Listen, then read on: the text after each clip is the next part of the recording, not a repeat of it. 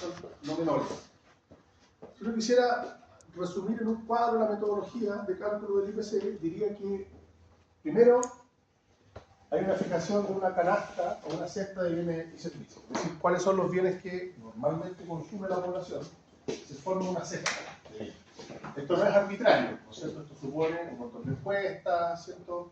Hay un conjunto de información que se recopila.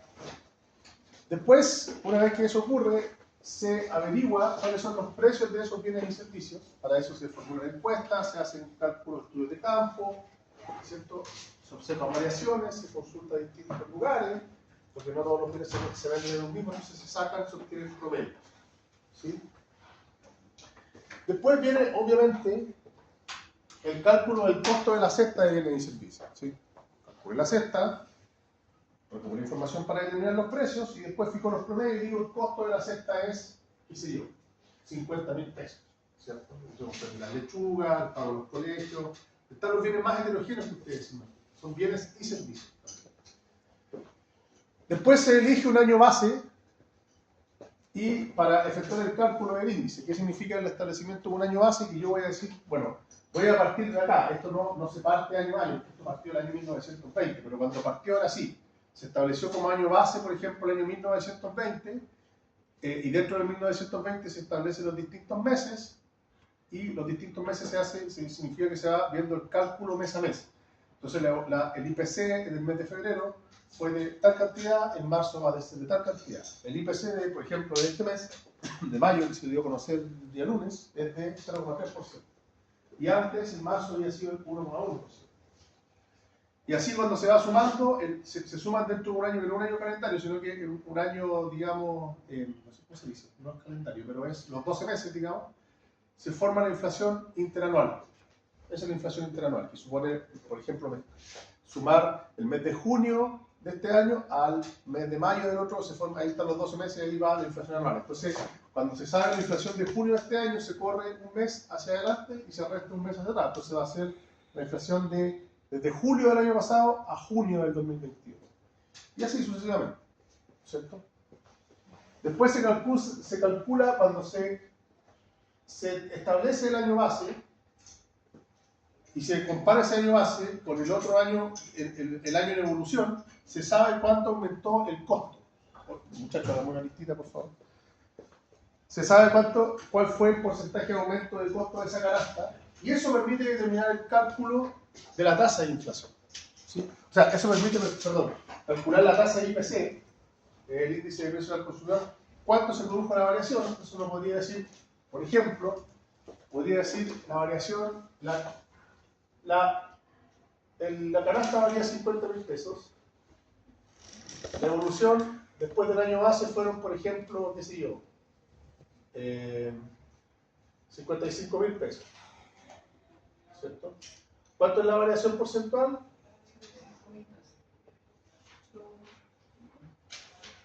10%. ¿Cierto? Y uno va a decir, ok, entonces se produjo una variación del 10%, el 10% es el índice de precio al consumidor. Esa fue la variación del índice de precio al consumidor. El índice de precio al consumidor varió desde el año base, que es este que está acá, a este que está acá, en un 10%. Y después se va calculando el año base y este después pasa a ser el mes base, este es el año base, y después la base se calcula y se compara con otro de arriba, después ese de arriba va a ser la base, se calcula y así se va midiendo mes a mes. ¿Ok? ¿Entienden? El silencio no, si quedan callados, voy a decirles que sí.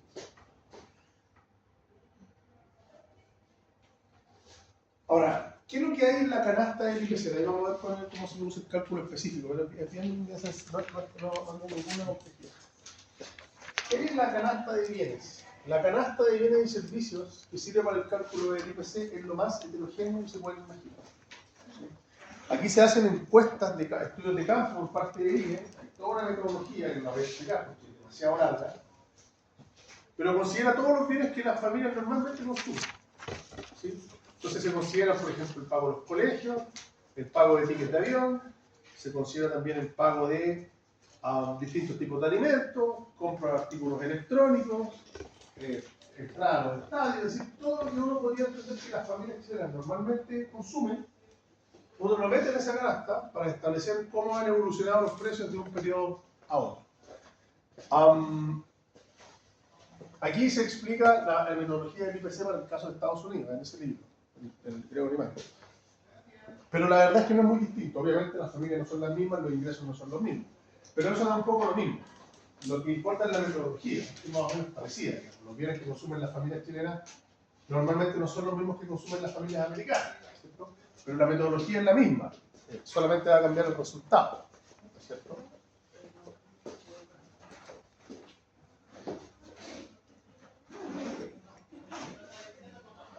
¿Cuál es la funcionalidad más importante del índice de precios al consumidor? Que permite el cálculo de la inflación. Esta es una pregunta que voy a hacer. Es la base para el cálculo de la inflación. El IPC no es la inflación. El IPC sirve de base para calcular la inflación. ¿Por qué? Porque nosotros tenemos, por ejemplo, una inflación en el mes de mayo del año 2023 del 0,3%. Y tenemos una inflación interanual que es del, si no me equivoco, 9,99%. Bueno, ¿cómo se llegó a esta? La interanual supone, desde esta inflación, sumar los 11 meses anteriores para completar un total de 12 y eso hace la inflación interanual.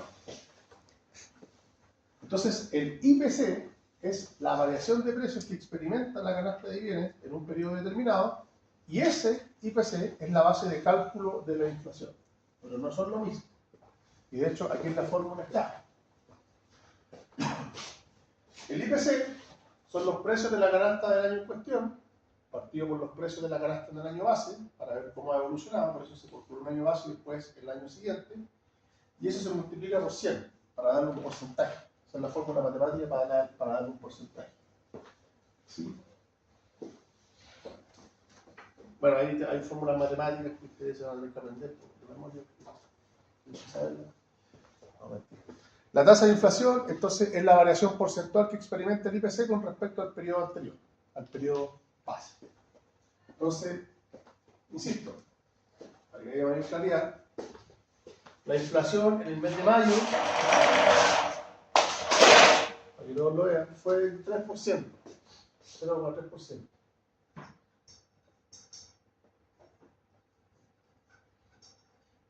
Y en abril fue de 1,1%.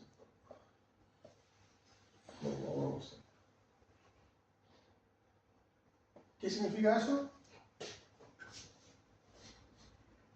Si uno hace una comparación mes a mes, significa, ¿cierto?, que la canasta básica aumentó de precio en el mes de abril en un 1,1%.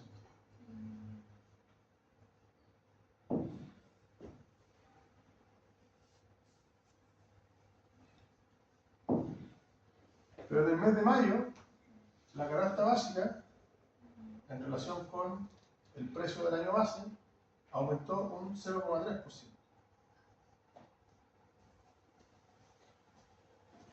Y si usted va sumando esto con esto, más todos los meses siguientes, hasta completar 12, va a tener la inflación interanual.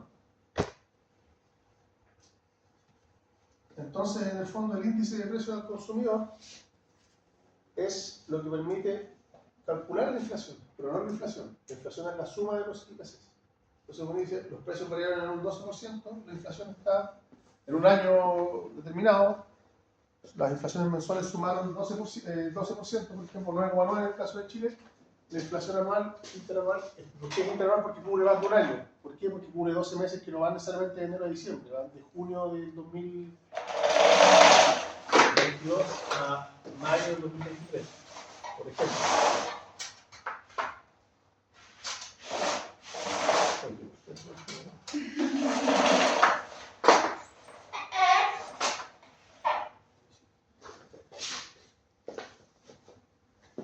Entonces, la tasa de inflación, variación porcentual que experimenta el IPC con respecto al periodo anterior. Hay algunos problemas que subyacen o que están presentes en el cálculo del IPC. ¿Sí? Bueno, el principal es que el IPC, como decía, se basa en una canasta básica, en una canasta fija y representativa de los bienes y servicios que la población normalmente consume. Eso es una cuestión conceptual, que siempre es así. Pero ese concepto está expuesto a ciertos, podríamos decir, problemas o a ciertas críticas. ¿Sí?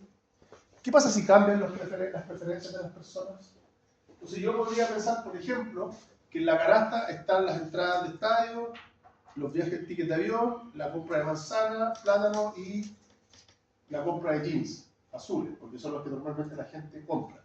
Pero las preferencias podrían variar de un año a otro. Entonces se supone que la metodología también sea dinámica, que vaya haciendo distintas encuestas y considerando, y eso efectivamente está. No hay en serio que con los computadores, los notebooks, la ¿no? ¿Sí? También. Hay un montón. Yo no sé cómo está ahora porque es una cuestión que cambia, por eso digo, es dinámica. ¿Sí? También se pueden introducir nuevos bienes y servicios o desaparecer algunos bienes que ya no son tan Necesario. claro, ya no se consumen tanto, ¿cierto? Los celulares, por ejemplo, hace 20 años atrás estaban, porque era un lujo de un celular, pero ahora no, es básico. También pueden producirse cambios en la calidad de los bienes y servicios a lo largo del tiempo. ¿Sí? Y también pueden producirse sesgos de sustitución, que se llaman derivados de demora en nuevos precios, es decir, hay bienes que tienen precios nuevos, pero que se demoran en verse reflejados. Los cálculos de acá. Pero eso es para solamente que ustedes tengan una suerte de referencia respecto de cómo se efectúa el cálculo. Ahora, esto considera, aquí hay un par de problemas más serios que dice en relación con algunas críticas que se han formulado al indicador. Son un poco más serias, digamos, más difíciles de resolver. Hay ciertos impactos derivados de la incorporación de promedios, porque son precios promedio. Obviamente no se puede considerar la zanahoria en 20 lugares, se considera un promedio de los 20 lugares donde se hizo encuesta, ¿cierto? Pero ¿qué ocurre, por ejemplo? Nosotros podríamos considerar como promedio una canasta que tiene tanta cantidad de bienes y que el costo de los bienes es 55.000 pesos, 100.000 pesos, no sé cuánto está la canasta hoy en día. ¿Qué ocurre con las familias cuyo consumo se aparta del promedio? Esas familias pueden verse tremendamente afectadas porque cuando se efectúa el cálculo del IPC, se están considerando bienes que esas familias no se consideraron sus preferencias. Entonces uno podría decir, mira, el IPC es de un 1,3%, pero resulta que respecto a esa familia, como los bienes que ellos consumen no están incorporados en la canasta, el impacto puede ser mucho mayor. Cuando es menor da lo mismo, pero cuando es mucho mayor da lo mismo. Es decir, los precios de esos bienes pueden haberse incrementado significativamente y eso no se va a ver reflejado en el IPC. Y eso puede ser un problema, porque el IPC normalmente es un factor que se considera, por ejemplo, para hacer ciertos cálculos de incrementos de remuneración, cuando se reajustan la remuneración. Entonces, si se está reajustando la remuneración respecto a un grupo de familias cuyas preferencias no se están considerando, porque los precios de los bienes que ellos compran son más caros, en el fondo se les está entregando un reajuste menor. ¿Se entiende? ¿Se entiende, no? Sí. Entonces aquí surge una pregunta, ¿conviene establecer distintos índices para distintos estratos sociales? Entonces tener un IPC para gente de clase media, un IPC para gente AC1, un IPC para... Podría ser, pero sería extraordinariamente difícil. Muy difícil, porque imagínense cómo se calcularía la UEF. Tendría que haber una UEF porque la UEF considera la variación del IPC. Hay una UEF para gente que gana entre tanto y tanto, una UEF que da... Muy difícil de implementar, extraordinariamente difícil. Yo diría que imposible.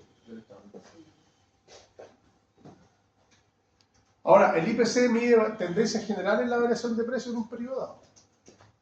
¿Sí? No mide la variación específica de cada uno de los bienes, no, mide variaciones específicas. Hay algunos que tienen una desviación estándar que es súper bajita y que tiene un impacto re bajo en la variación del IPC. ¿Sí? Las aceitunas, por ejemplo, podrían incorporarse, pero a lo mejor son pocas las familias que consumen aceitunas, aun cuando los bienes estén incorporados en la canasta. Y la tendencia general podría ser baja.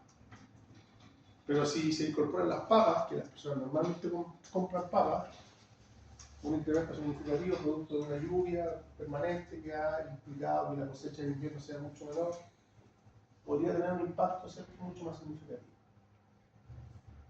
La metodología está descrita ahí en un manual que se llama el Manual Metodológico del Índice de Precios al Consumidor, que se lo van a leer un día en la noche o en su casa, que muestra todo esto, pero con un lujo de detalle mucho mayor. Pero lo que quiero que entiendan, muchachos, es que el IPC no es lo mismo que la inflación. Como mensaje. El IPC sirve de base para calcular la inflación. No son lo mismo. ¿Se entiende?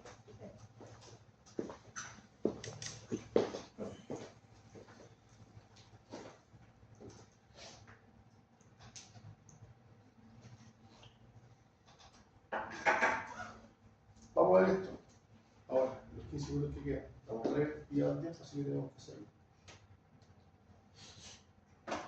Ya hemos visto luego la inflación.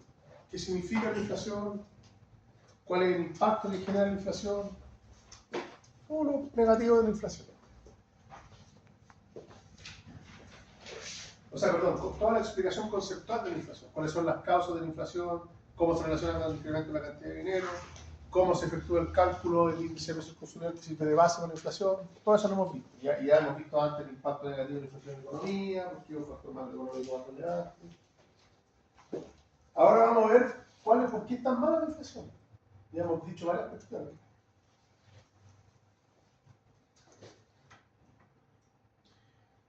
Así que no debería ser tan difícil de abordar.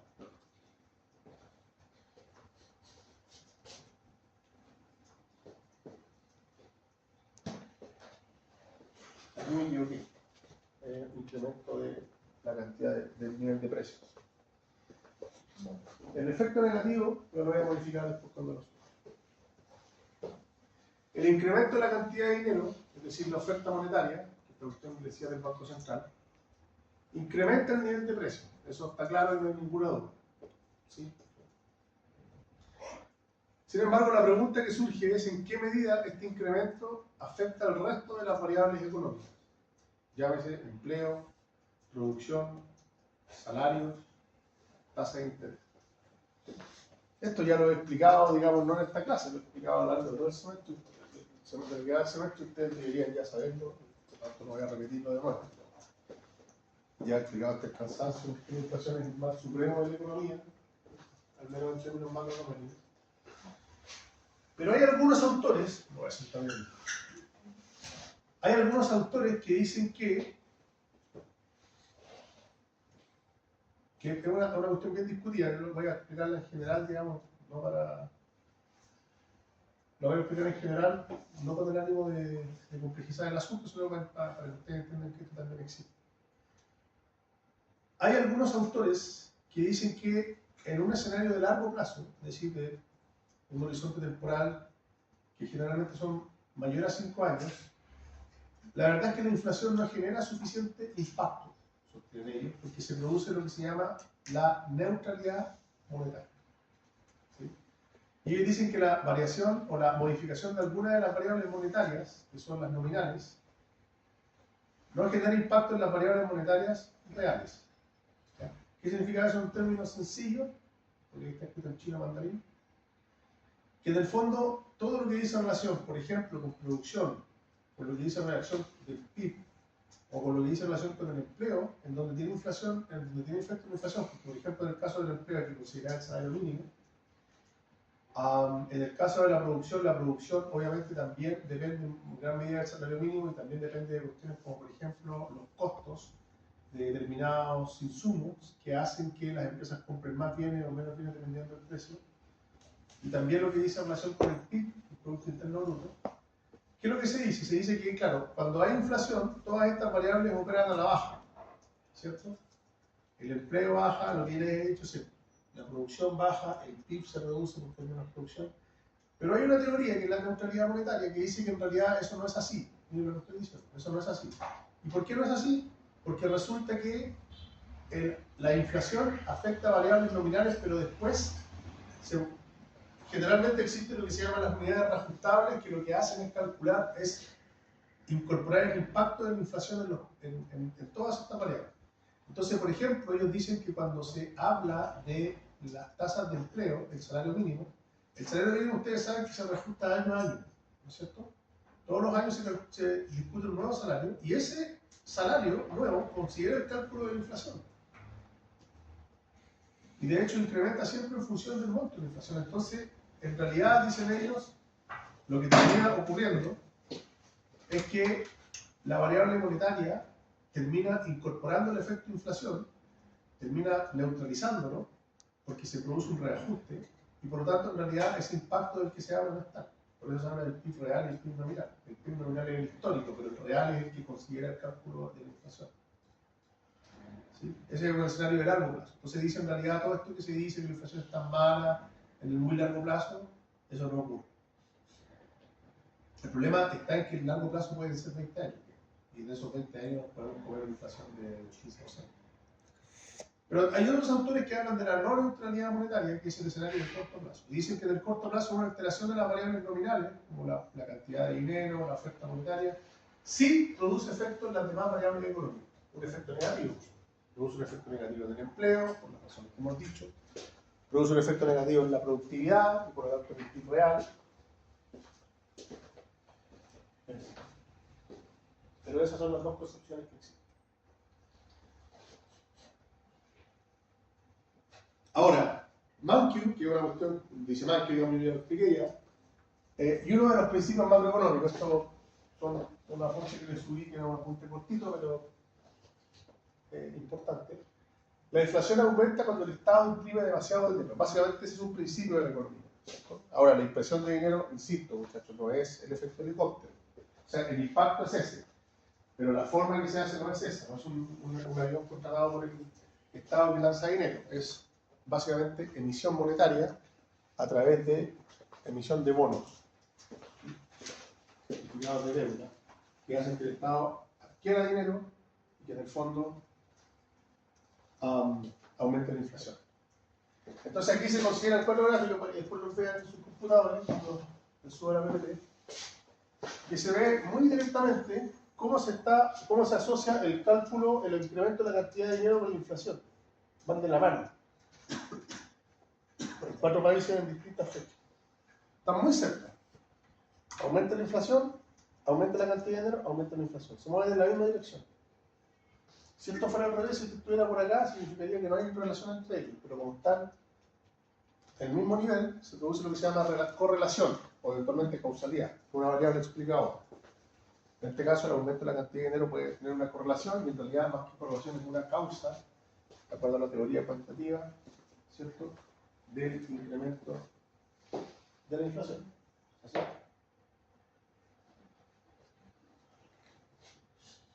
Ahora, ¿cuál es el impacto general que genera la inflación? El impacto más significativo, la reducción del poder de compra. Ya lo hemos dicho, está cansados.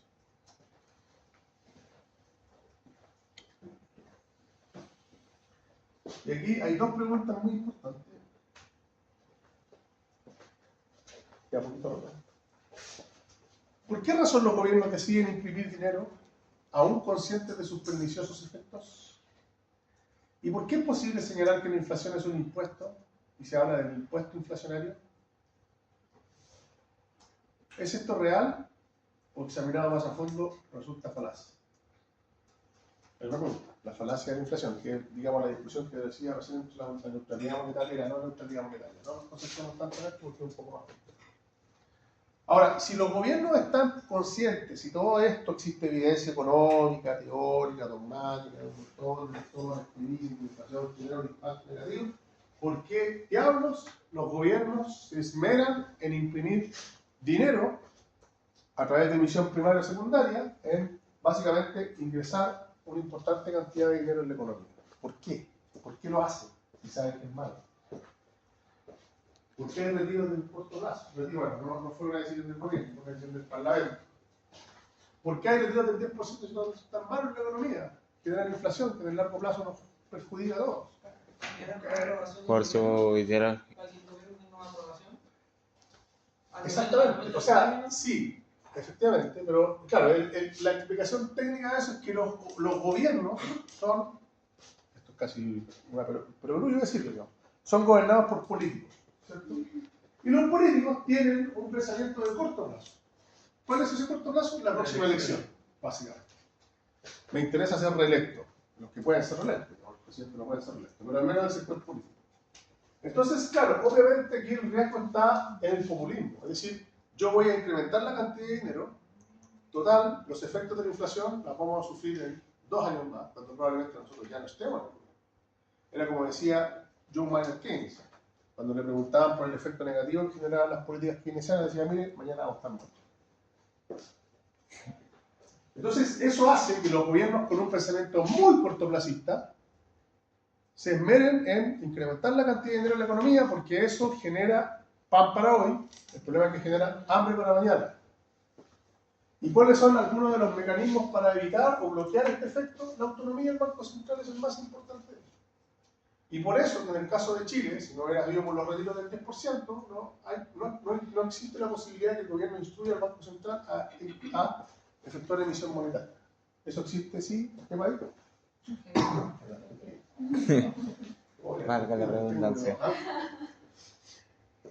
Tengo ejemplo.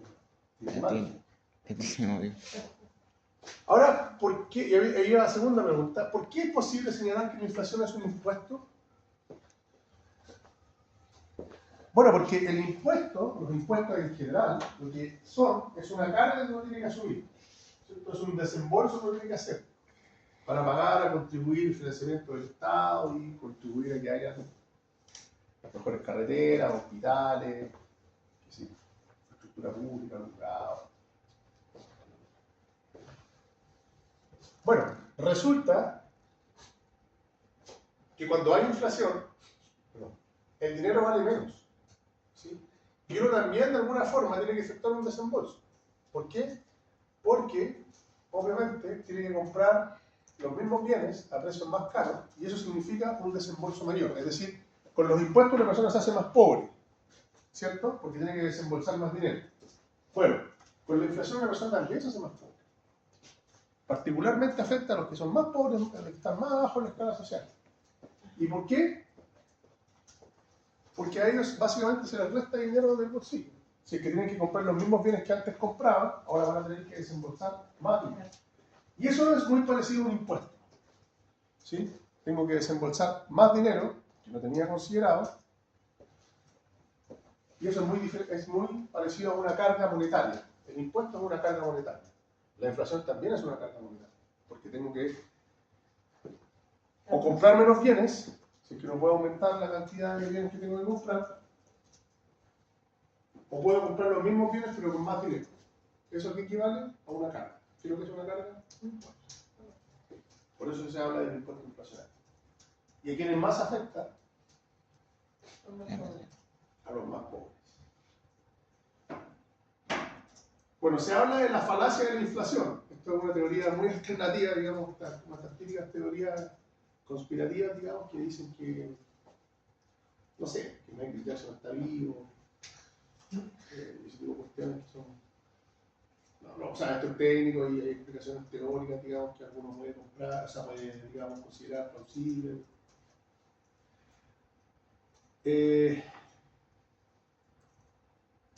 La falacia de la inflación dice que la inflación reside, o digamos, el problema de la inflación reside en el poder de compra de bienes y servicios de las personas.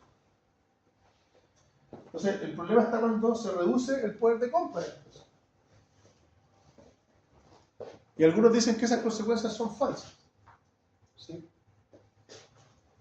¿Por qué? Por el principio de la neutralidad monetaria, que dice que a largo plazo las distintas variables económicas se reajustan en función de la menor o de la inflación existente y por lo tanto al final tienen tan incorporado el efecto inflacionario que en realidad no le genera ningún perjuicio porque en el largo plazo, digamos, se va formando parte o va haciéndose parte de esa variable económica. Pero la verdad es que eso no es así, porque la neutralidad monetaria no se observa al menos en un 100%. Y la mejor demostración es esta. Los ingresos teóricamente no variarán al mismo ritmo que los precios. O sea, las premisas, más bien dicho, perdón, con esta sí que es cierto. Las premisas de la falacia de la inflación son dos. ¿Sí? Aquí está el error. Normalmente, ellos postulan que existe un principio de neutralidad monetaria. Y segundo, que los ingresos teóricamente varían al mismo ritmo que varían los precios. Y por lo tanto, se netean, se neutralizan. Esas son las premisas básicas para argumentar que la inflación es una falacia. Pero si uno observa la realidad de los hechos, va a observar que la verdad es que el principio de neutralidad monetaria no se observa. Es decir, no hay una compensación absoluta. Los salarios, y la mejor demostración es esto, los salarios no aumentan al mismo ritmo que la inflación. Yo no sé cuántos de ustedes acá trabajan, pero a los que trabajamos, digamos, a mí no me han aumentado el sueldo un 12,9% de un año a otro. Entonces mi salario aumenta por cierto efecto inflacionario, sí, porque se reajusta, pero no al mismo nivel que crece la inflación. Entonces se produce un desacople. Y ese desacople hace que esta teoría que dice que la inflación es falaz no sea verdad. La inflación existe y no es falaz. Y el mejor ejemplo, digamos, son los niveles de pobreza que han ido incrementando significativamente. Bueno, muchachos, tenía la expectativa de que termináramos esto, pero lo vamos a terminar en la próxima clase. Pero no queda tanto. Les tengo que mandar una clase grabada. Entonces lo que voy a hacer es que les voy a mandar grabada esta clase, lo que resta, y la próxima clase la tenemos, y ahí ya quedamos listos con la inflación. Pasamos al capítulo 3, que es política.